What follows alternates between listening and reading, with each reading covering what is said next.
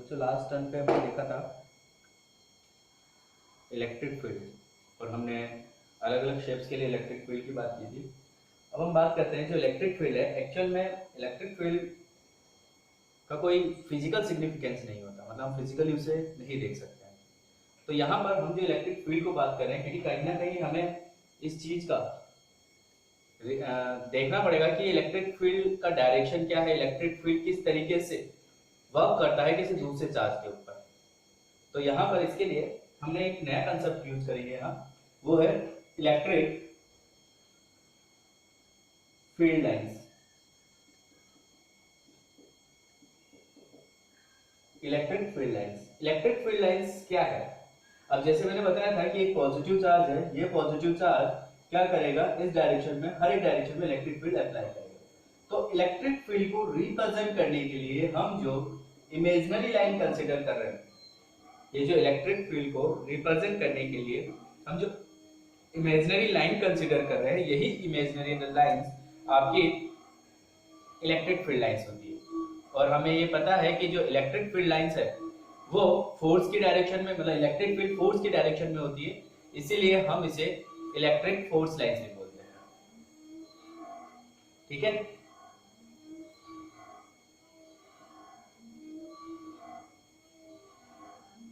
तो यहां पर अगर मैं डेफिनेशन लिखा हूं तो डेफिनेशन क्या होगा,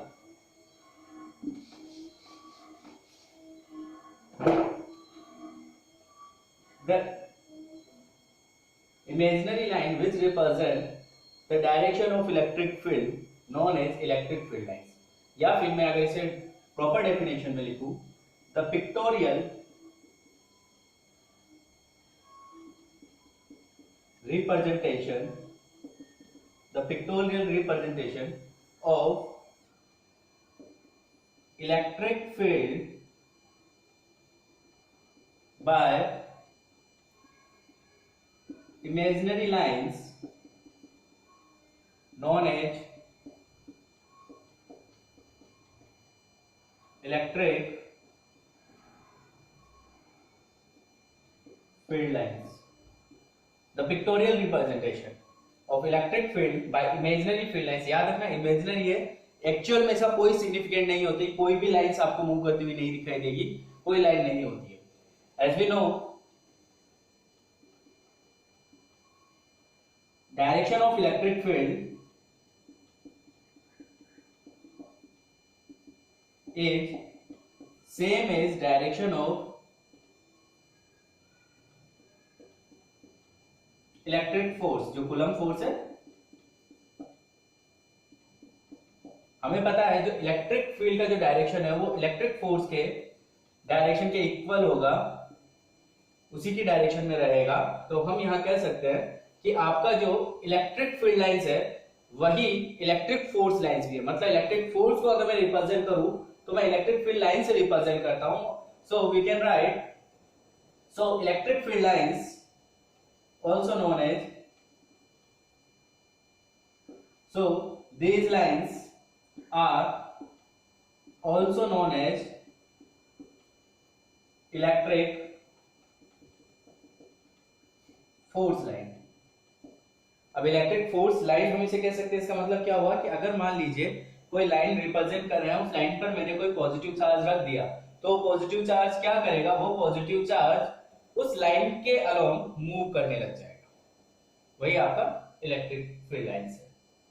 ठीक है, समझो इसे वापस फिर से कि the pictorial representation of electric field by imaginary line known as electric field lines. Pictorial representation की बात कर रहे हैं, मतलब, और इमेजिनरी लाइन है, मतलब हमने ड्रॉ किया है इलेक्ट्रिक फील्ड को दिखाने के लिए। अभी किस तरीके से हम दिखा सकते हैं वो देखते हैं।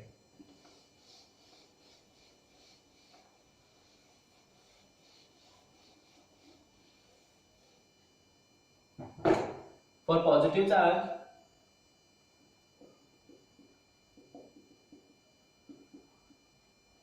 पॉजिटिव चार्ज के लिए जो इलेक्ट्रिक फील्ड लाइंस होगी वो बाहर की तरफ होगी,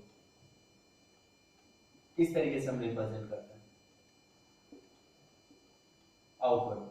और अगर मैं बात करूं यहां पर, अगर एक पॉइंट चार्ज है, 4 पॉइंट चार्ज, तो उसके लिए जो आपका इलेक्ट्रिक फील्ड लाइंस होगी वो स्फेरिकली बाहर निकलेगी, क्योंकि हर डायरेक्शन में, जैसे मान लो यहाँ पर एक पॉइंट है, अगर मैं यहाँ से एक फील्ड लाइंस की बात करूं तो हर डायरेक्शन में इलेक्ट्रिक फील्ड लाइंस निकल रही होगी। तो यहाँ पर पॉजिटिव चार्ज के लिए आउटवर्ड रहेगा, रेडियली आउटवर्ड रहेगा, लेकिन एक स्फीयर की फॉर्म में हर डायरेक्शन में बाहर निकलेगा। फॉर नेगेटिव चार्ज,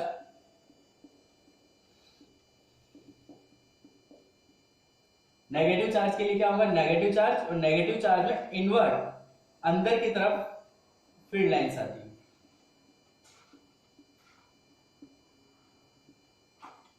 ये अंदर की तरफ फील्ड लाइंस आती है, ठीक है।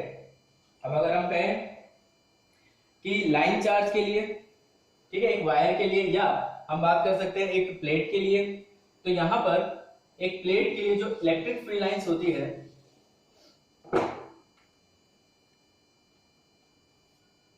For line charge, line charge में देखो पॉजिटिव चार्ज है अपना किसी लाइन के ऊपर, किसी वायर के ऊपर, तो यहां पर जो इलेक्ट्रिक फील्ड लाइंस होगी वो सिलेंडर की फॉर्म में बाहर निकलेगी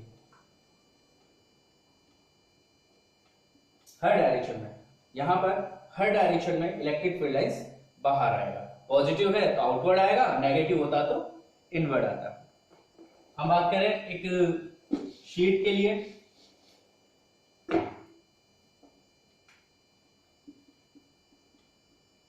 for charge sheet, charge sheet के लिए जो प्लेट रहेगा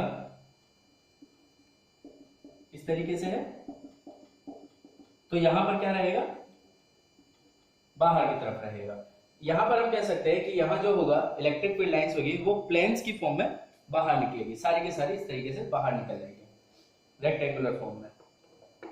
अब अगर मैं एक डाइपोल की बात करूं, डाइपोल का मतलब एक पॉजिटिव और एक नेगेटिव चार्ज साथ में है। अब डाइपोल इसके बाद में बड़ा टॉपिक अपना वही है, उसको डिस्कस करेंगे, पर पहले हम बात करते हैं फॉर डाइपोल। मान लीजिए दो पॉजिटिव चार्ज या एक पॉजिटिव एक नेगेटिव चार्ज रखा हुआ है, तो इलेक्ट्रिक फील्ड लाइन को हम किस तरीके से रिप्रेजेंट करेंगे। हमें पता है पॉजिटिव चार्ज से इलेक्ट्रिक फील्ड लाइंस कैसी आती है, बाहर की तरफ, और नेगेटिव में अंदर जाती है। तो यहां से पॉजिटिव से बाहर निकलेगी और नेगेटिव के अंदर चली जाएगी।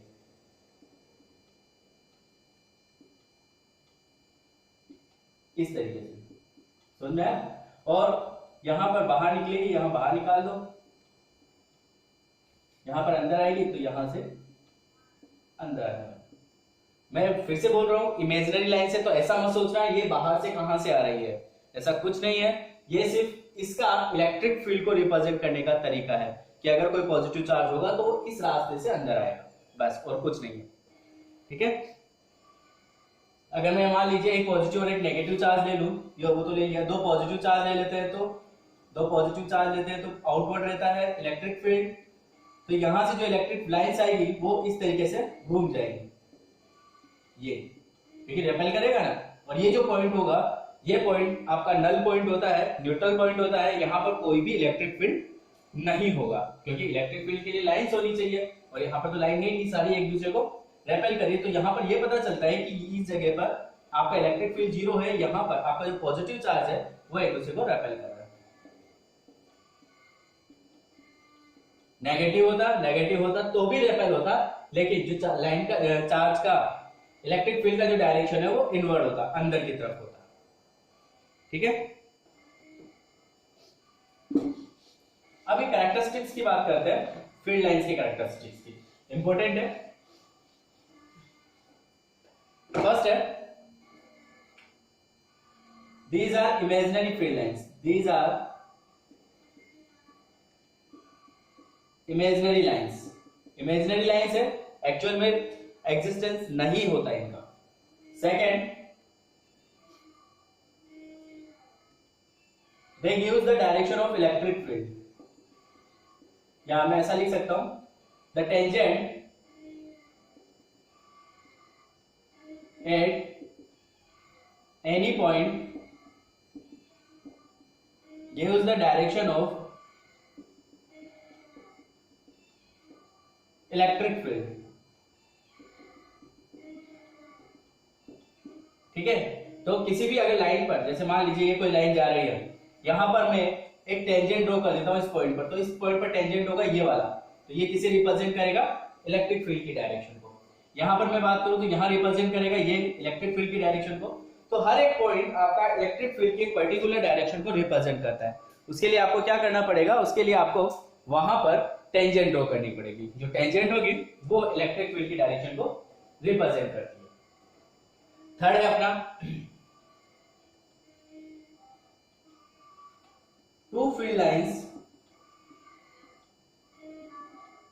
Never intersect each other. मतलब दो फील्ड लाइंस कभी भी एक दूसरे को काटेगी नहीं। क्यों?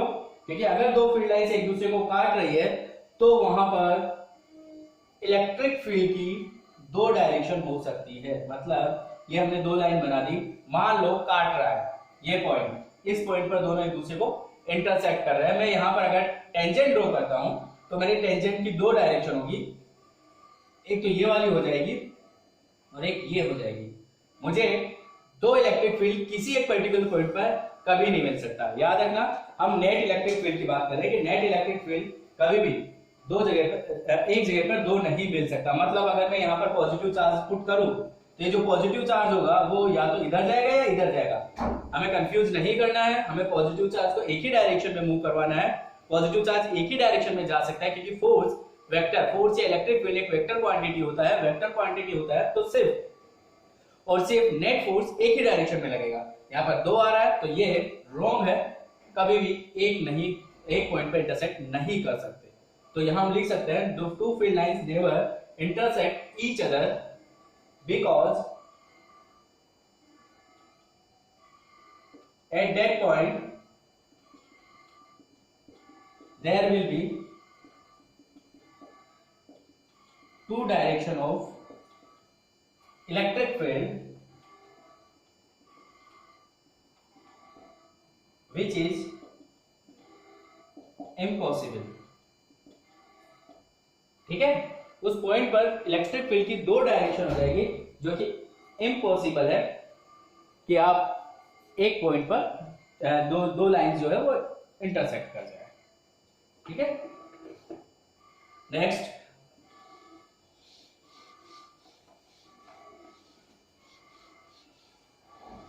याद रखना इलेक्ट्रिक फील्ड की इंपॉर्टेंट कैरेक्टरिस्टिक्स चल रही है, ये सब इंपॉर्टेंट है, अपने आगे तक काम आते हैं। एक है कैरेक्टरिस्टिक्स के इलेक्ट्रिक फील्ड लाइंस हमेशा किसी भी कंडक्टर के अंदर 90 डिग्री पर एंटर होती है और 90 डिग्री पर ही एग्जिट होती है। इन अ कंडक्टर जो भी है, फिफ्थ है, फोर्थ है,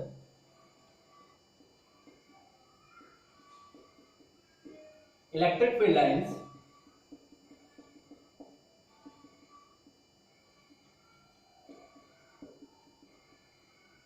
enters and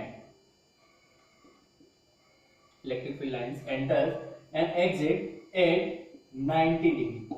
मतलब परपेंडिकुलर ही एंटर करेगी, परपेंडिकुलर ही बाहर जाएगा। मान लो ये कोई कंडक्टर है तो इलेक्ट्रिक फील्ड लाइन जो आएगी वो हमेशा 90 डिग्री पर आएगी, परपेंडिकुलर एंटर करेगी, परपेंडिकुलर ही एग्जिट करेगी। कभी भी ऐसा नहीं देखोगे आप कि किसी भी एंगल पर एंटर कर रही है, इम्पॉसिबल है। उससे रिलेटेड क्वेश्चंस भी आते हैं, वो हम आगे डिस्कस करेंगे। एक है 6 number, electric field lines never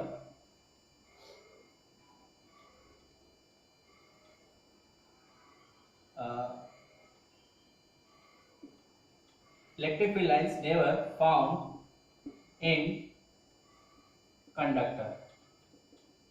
कभी भी आपको कंडक्टर के अंदर नहीं मिलेगा, never found inside the conductor. मतलब क्या है कि अगर मान लो ये आपका कोई कंडक्टर है तो इलेक्ट्रिक फील्ड लाइंस जाती हुई तो दिखाई देगी, आती हुई भी दिखाई देगी, लेकिन अंदर नहीं रहेगी, अंदर इलेक्ट्रिक फील्ड लाइंस नहीं होगी। ये चीज याद रखना। इससे क्या पता चलता है कि किसी भी कंडक्टर के अंदर इलेक्ट्रिक फील्ड जीरो होता है। समझिए इस चीज को, electric field lines never enter into conductor, कभी भी कंडक्टर के अंदर एंटर नहीं होती है। सिर्फ electric field lines seems to enter and exit, seems to enter and exit at 90 degree. 90 degree पर एंटर हुआ दिखाई देती है, एग्जिट होते हुए दिखाई देती है, लेकिन एक्चुअल में अंदर कोई इलेक्ट्रिक फील्ड नहीं होता है, कोई इलेक्ट्रिक फील्ड लाइंस नहीं मिलती है।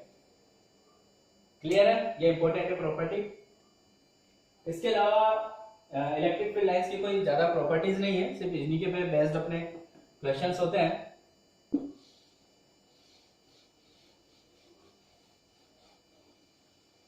वो देखिए,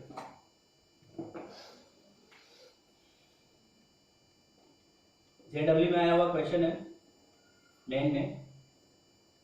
आपको इस तरीके से एक स्फीयर गिवन था और ऐसा कहा हुआ था कंडक्टर स्फीयर है, कंडक्टिंग स्फीयर है,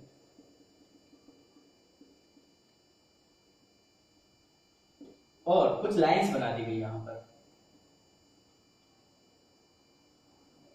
ये डायमीटर वाली लाइन है,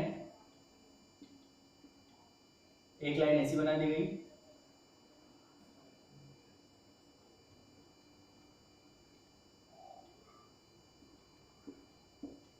एक लाइन ऐसी बना दी गई,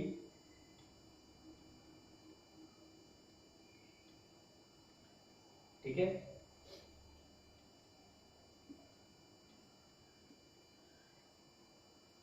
एक लाइन ऐसी बना दी गई, इनको नाम दे दिया गया A B C and D, और आपसे बोला which electric field lines is possible, which electric field lines is possible, कौन सी इलेक्ट्रिक फील्ड लाइन पॉसिबल है। तो अगर मैं अपने इलेक्ट्रिक फील्ड लाइंस के कंसेप्ट पे जाऊं, उनके कैरेक्टरिस्टिक्स पे जाऊं, तो फर्स्ट लाइन ए 90 डिग्री पर एंटर हो रही है, 90 डिग्री पर एग्जिट हो रही है, वाह ये इलेक्ट्रिक फील्ड लाइंस हो सकती है, लेकिन ये क्या हो रही है, कंडक्टर के अंदर जा रही है, तो ये पॉसिबल नहीं है। ओके, बी 90 डिग्री पर एंटर हो रही है, 90 डिग्री पर एग्जिट हो रही है, लेकिन अंदर जा रही है, ये भी पॉसिबल नहीं है, चलिए छोड़ दो इसको। थर्ड, पता नहीं किस एंगल पर एंटर हो रही है, अगर डायमीटर होता ना तो हमें एंगल देने की जरूरत नहीं पड़ती, हमें पता था 90 डिग्री पर एंटर हो रही है, लेकिन यहां पर हम नहीं कह सकते 90 डिग्री है, पता नहीं कौन सा एंगल है, 90 डिग्री नहीं है, अंदर नहीं है, ठीक है, लेकिन 90 डिग्री पर एंटर होना चाहिए, एग्जिट होना चाहिए, तो थर्ड भी नहीं होगा। फोर्थ देखो, डी जो है, तो डी में क्या दिया हुआ है, 90 डिग्री पर एंटर हो रही है, अंदर नहीं जा रही है और बाहर भी 90 डिग्री पर निकल रही है, तो हमारा जो आंसर होगा वो क्या रहेगा, डी आंसर होगा।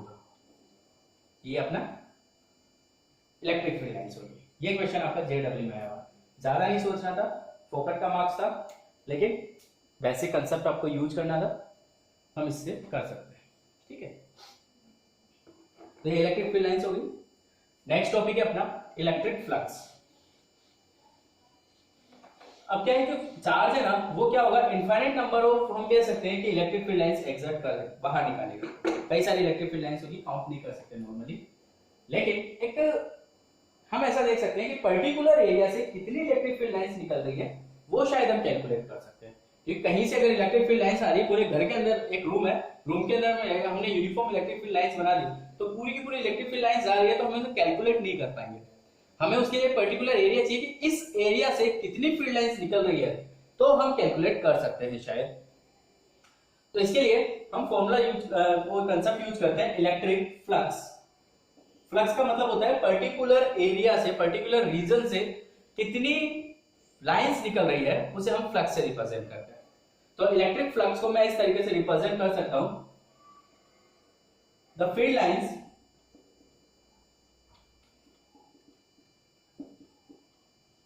passing through a particular area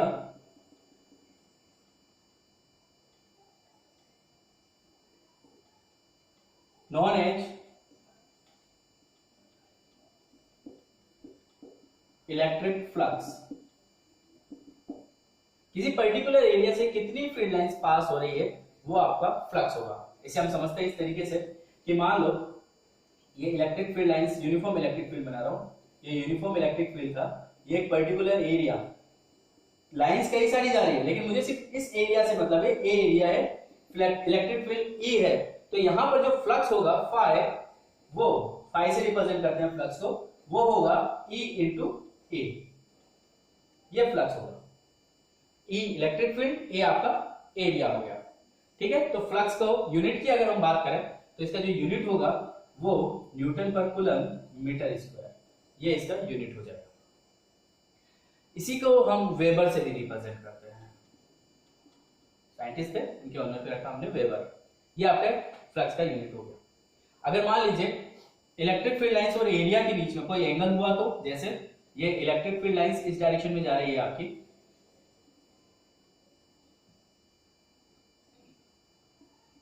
area वही हो गया। एरिया वेक्टर क्वांटिटी होती है, ये आपको 11th क्लास में, छोटी क्लासेस में हमने पढ़ा था कि एरिया जो वेक्टर है वो हमेशा सरफेस के आउटवर्ड होता है, बाहर की तरफ होता है। ये अगर बोर्ड लिया ना हमने, इस बोर्ड का अगर मैं एरिया फाइंड करूं तो एरिया हमेशा बाहर की तरफ होगा, और ये आपका बाहर की तरफ एरिया हो गया। इलेक्ट्रिक फील्ड किसी एंगल पर है तो यहां पर हम दोनों के बीच एंगल थीटा लेते हैं, ए और ई के बीच एंगल थीटा हुआ, तो इसका मैं कंपोनेंट अगर लूं ना, एरिया का लूं या इलेक्ट्रिक फील्ड का, क्योंकि पर्टिकुलर एरिया की डायरेक्शन में आपका होना चाहिए, तो ये लिख दिया मैंने E cos theta. So we can write phi equals to E cos theta into A, और phi equals to E A cos theta, और you can write phi equals to E dot A. हम dot form में भी flux को represent कर सकते हैं। क्या हो जाएगा, electric phi equals to flux equals to electric field into area vector. ठीक है, ये तो हो गया जब आपका एरिया, एक पूरा एरिया दिया हुआ है। लेकिन अगर हमें एलिमेंट्री एरिया दिया हुआ हो,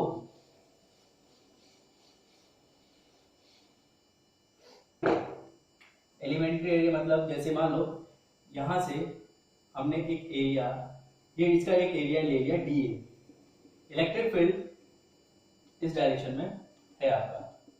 ठीक है, तो कई सारे एरिया होंगे, मैंने एक छोटा सा एरिया लिया डी है, तो यहाँ पर इलेक्ट्रिक फील्ड यूनिफॉर्म है, ई ले लिया, एंगल हो गया थीटा, तो जो इलेक्ट्रिक जो फ्लक्स होगा डी फाई, उसको मैं ऐसा लिख सकता हूँ ई डॉट डी ए या E D A cos theta. अगर मैं इसका इंटीग्रेशन करूं तो phi equals to E dot D E D A cos theta, और we can write phi equals to E dot D A integrate. ये आपका क्या हो जाएगा, फ्लक्स का फॉर्मूला हो जाएगा, ई डॉट डी ए। ठीक है,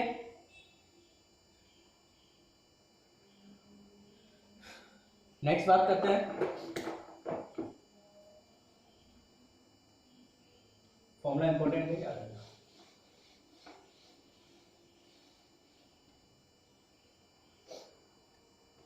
अभी जो इलेक्ट्रिक फ्लक्स है ना, ये अपने यूज आता है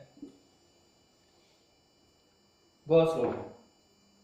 ठीक है, गॉस लॉ क्या कहता है, एक साइंटिस्ट है, उन्होंने बताया कि अगर आप मान लीजिए किसी पर्टिकुलर चार्ज को कहीं प्लेस करते हो, तो आप उसके चारों तरफ एक इमेजिनरी सरफेस बना लो, लाइन में एक इमेजिनरी सरफेस उसे कवर कर दो। अब उस इमेजिनरी सरफेस से कितना फील्ड पास होगा, कितना फ्लक्स पास होगा, उसको गॉस ने अपने एक नए फॉर्मूला से बताया। उन्होंने बताया कि कांस्टेंट होता है, जो अभी फ्लक्स पास होगा वो सिर्फ उस चार्ज पर डिपेंड करता है, चाहे आपकी ज्योमेट्री कैसी भी हो, चाहे आपने उसे किसी भी सरफेस से कवर किया हो, वो हमेशा फिक्स रहेगा।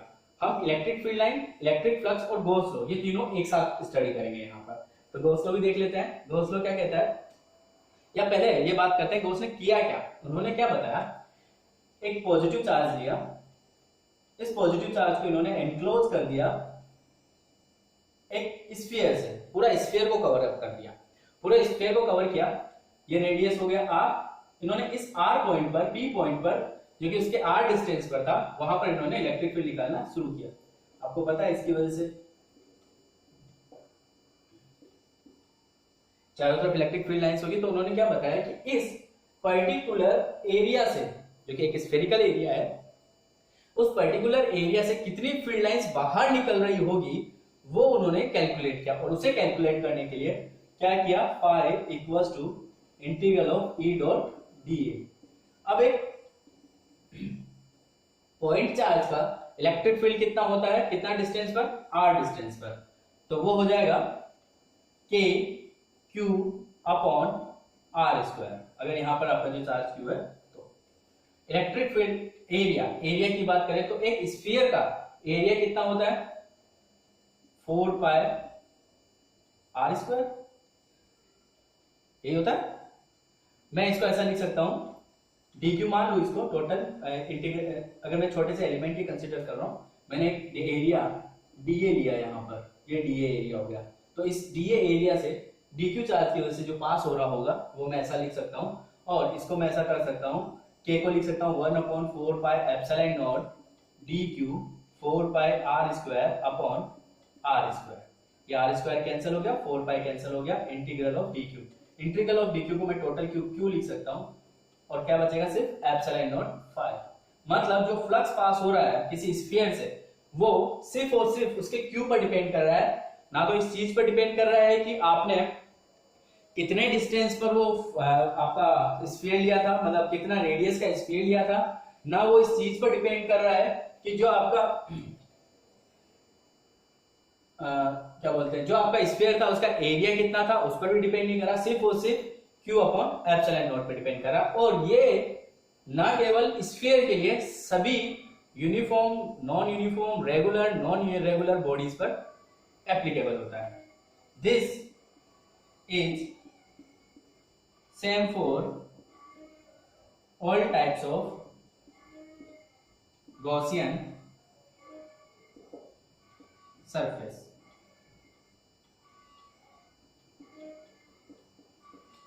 ठीक है, क्या है कि अब गॉस ने क्या कहा, गॉस ने कहा कि कोई चार्ज को अगर हम कवर करें, किसी भी चार्ज को अगर हम कवर अप करते हैं तो उसके सरफेस से, जिस सरफेस से हम कवर कर रहे हैं तो सरफेस से कितना फ्लक्स पास होगा, उस फ्लक्स का value Q upon epsilon not के इक्वल होता है। अब इसको हम इसकी डेफिनेशन के फॉर्म में लिखते हैं।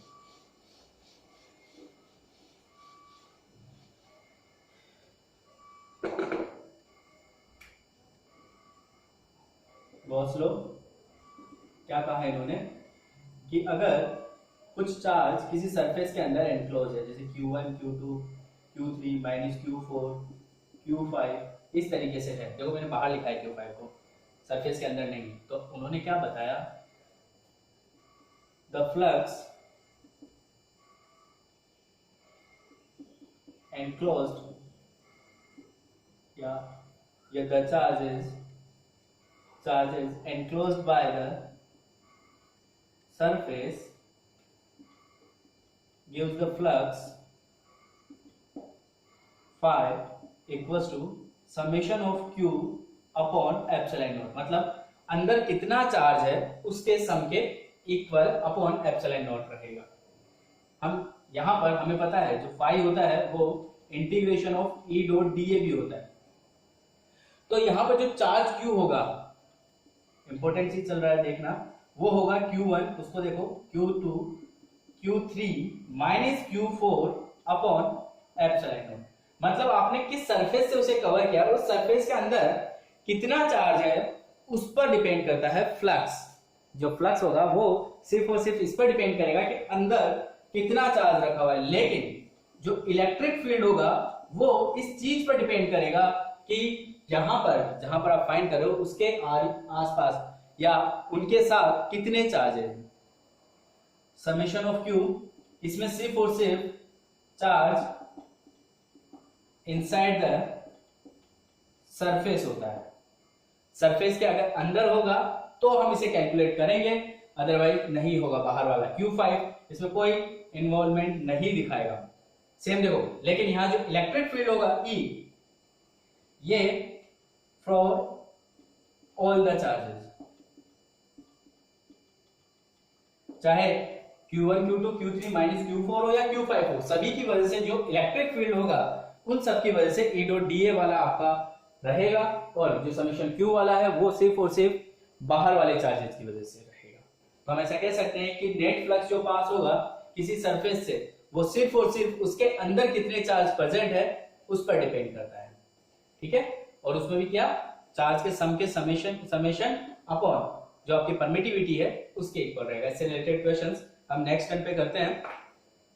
तब तक के लिए देखना, कंसेप्ट पढ़ना, कुछ डाउट हो तो क्लियर करेंगे। ठीक है, बाय।